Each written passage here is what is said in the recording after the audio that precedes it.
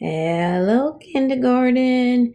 How are you today? Today is Tuesday, November the 17th. We're heading right along into this week. I only have a few more days. We have 2 days next week, and then we'll have a little bit of Thanksgiving break. So you guys are almost there. So keep working hard. How about we sing that little chant? Hey, kindergarten, how are you? Hey, kindergarten, how are you? Hey, kindergarten, how are you? It's time to write and have some fun. So let's get right into this.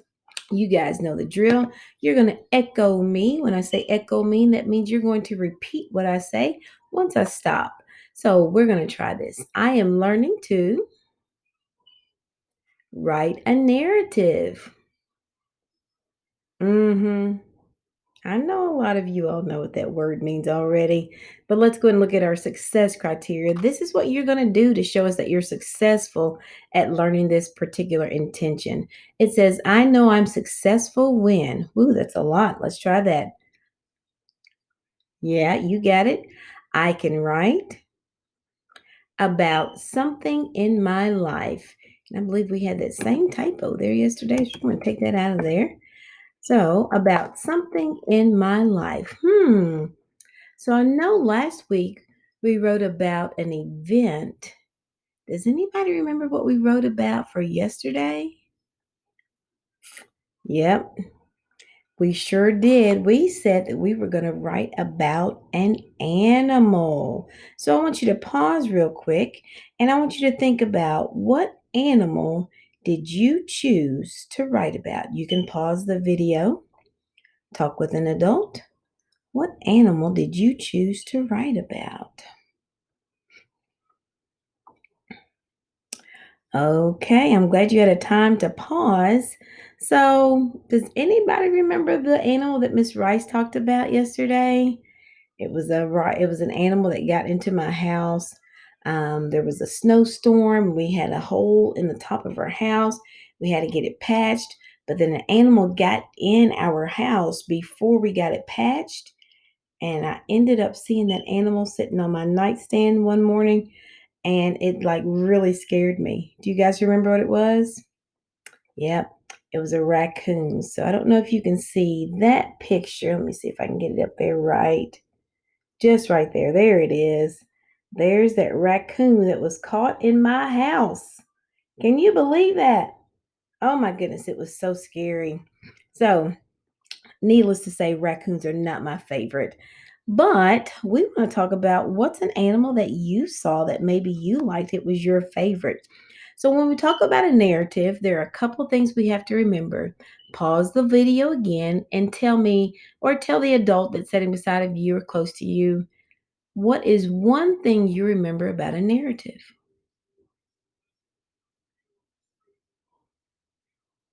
Okay, so I'm glad you got a chance to pause. Let's see if you remembered any of these things. Oh, personal means it's about you. Can you guys do that with me? It's about you. So, personal means something about you. A narrative is a story that has events told in order. And that order that we like to talk about is beginning, middle, end. Can you try that with me? Beginning, middle, end. So, a personal narrative is a story from your life about you told in beginning, in the middle, and the end.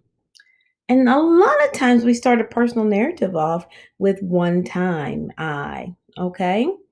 But here's the biggest part that a lot of people kind of miss because when you say you're going to write about your favorite animal or time that you ran into an animal, goodness gracious, there's so many details that you can tell. But a personal narrative zooms in on one small moment and then stretches it out. Can you try that with me? It zooms in on one moment and then stretches it out. There's some details that we get to add when we're stretching those moments out. We call those sensory details. These are things that we see, things that we hear, things that we smell, things that we taste, things that we touch. but there are also some feelings, some inside feelings. Maybe you felt sad about this. Maybe you felt angry when you saw this animal. Maybe you felt really happy. Maybe it was the first time you got a puppy, or you just fell in love with this animal. So, we're going to get started and thinking about what we're going to do for our animal. Okay. So, I'm going to give you this sentence frame. I'm going to give you a couple of sentence frames. Let me get a new slide here. One of these sentence frames is going to say, I saw it when, So let's see this. It's going to say, I saw, when, So you might say, I saw the raccoon when I woke up. That would be mine. Or you might say, I saw my favorite puppy when I was at the pet store. Wow, I saw a starfish when I was at the Newport Aquarium. I saw a lion when I was at the Louisville or Cincinnati Zoo. Or I saw a dog just walking down the street. And I was like, oh, that dog is so great. So I want you to think. Pause the video. What could you use to fill in the rest of this sentence? And we know it's a sentence because it has capital letters at the beginning. That I is capitalized. We have spaces and we also have punctuation. So think, I saw when.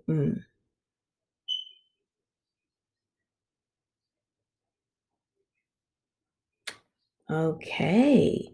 So you might use that sentence starter. And there's another sentence starter that we could see, that we could use. I'm going to go back to here. We might say, I see it when, So I see it when I go to the zoo. I see it when I go to the aquarium. I see it when I go to the pumpkin patch. I see it when I go to the farm. So, when might you see your particular animal? Yeah.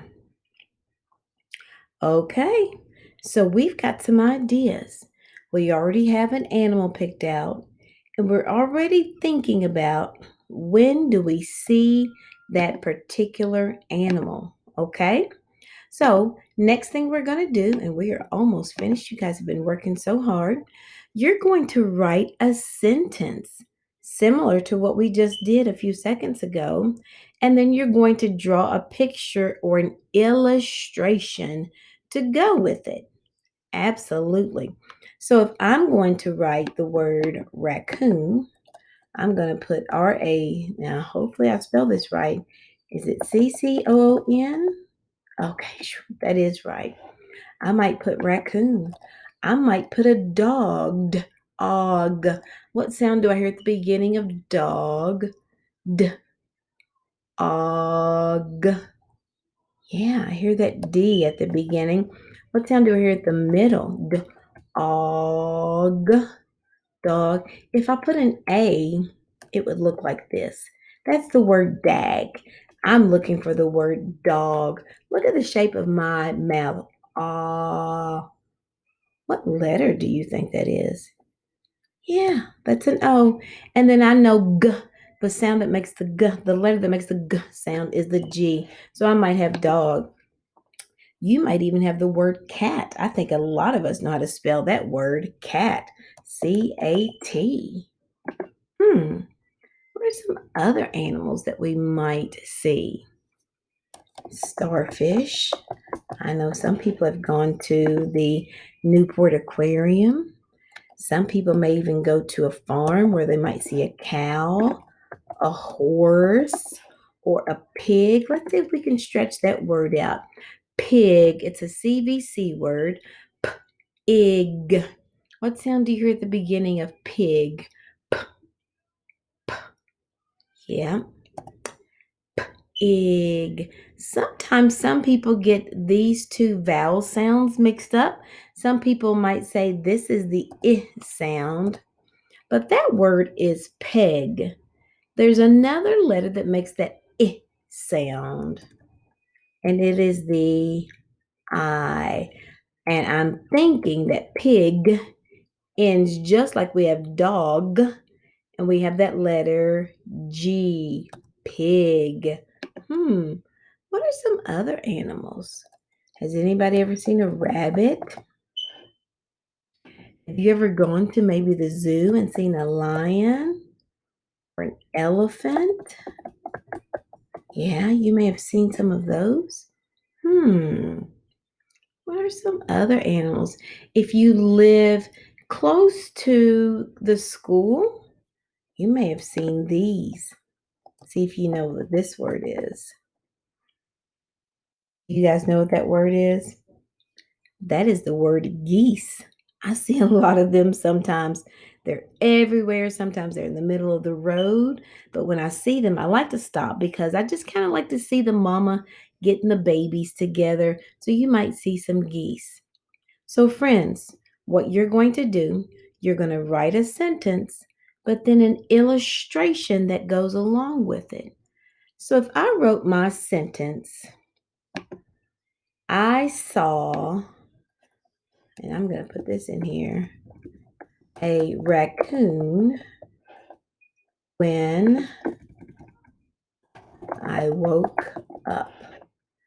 I'm going to make that just a tad bit bigger, and I'm going to say raccoon. So, if I said my sentence, I saw a raccoon when I woke up, would I draw a picture of a unicorn? I love unicorns. I actually collect them. Would I draw a picture of a horse? Not really a horse. I'm going to draw a picture about what my sentence is talking about. That's what good authors and illustrators do. That's how they work together. The author writes those words, the illustrators draw those pictures that relate to the words. So you're kind of like an author and illustrator in one. So if I say I saw a raccoon when I woke up, guess what? I'm going to draw a picture of me laying in the bed and maybe a raccoon. Now, let me ask you this question. Is Miss Rice a really good artist? Does it matter? Mm-mm.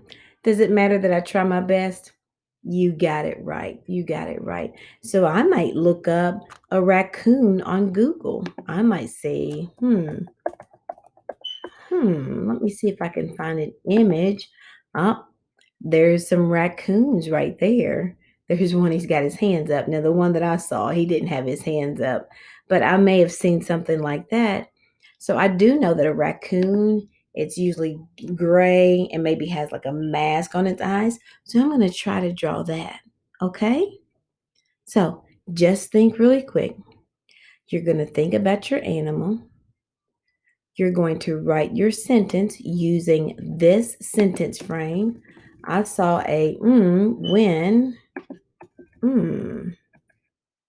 I'm going to put those words back there, those lines there. So I'm going to draw that sentence or write that sentence. Then I'm going to draw the picture. If you're not sure how to spell some of these words, like the animal, it's okay to ask an adult, but it's also okay to use your brain to think about, just like we modeled here. What sound do I hear at the beginning of that word? Absolutely. We are also going to leave these words up there, okay? So if you are one person that has seen some of these, you can actually use these words here, okay? So, friends, let's go back over our learning intention for today. We are learning to write a narrative, and we said a narrative is about something in my life, and I know I'm successful when I can write about something in my life. I cannot wait to hear what you guys have written for your sentence, and I can't wait to see some of those great pictures. Happy writing, friends.